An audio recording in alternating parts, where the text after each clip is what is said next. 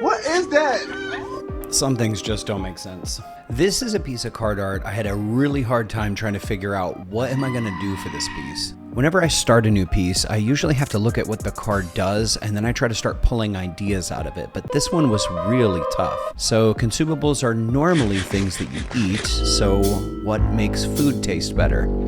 Spices. Okay, obviously, that part clicks.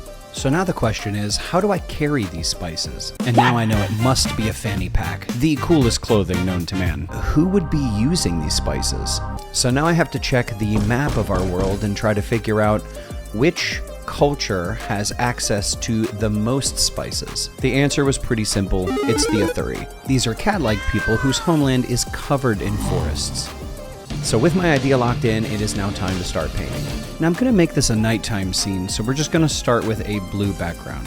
Now I'm just going to block in a really simple composition. You might notice the reference I used, because that's just literally what popped into my head. Next, I realized that I don't want all of the focus to end up on the hands. I want it on some type of tree stump where you would be kind of preparing your meal. So I checked my color wheel. Blue and orange are complementary colors, so I'm just going to throw a warm orange on the stump to try to pull your eyes towards it. To make these silhouettes of the hands pop, I'm going to just slightly lighten the areas around them, but it also shows me that I need some angled shapes on the left for some implied lines.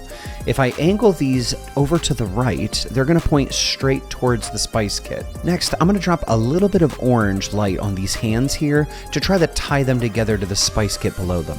Next, I'm going to use my lasso tool to cut the spice bowl shape cleanly that's in the hand, since that's part of the main focal point. Once all of those things are set, I can pretty much start rendering, which is the fun part, because once the composition is locked in, the painting process becomes way more relaxing. Now we just add some flavor text that matches the story, and here is the finished piece. If you want to see more of the world I've been building and the art behind it, check out oathtoembers.com. This is the fantasy board game that I've been creating for the last 3 years, and if you enjoy this kind of stuff, you will probably fall in love with that world fast. Thank you so much for watching.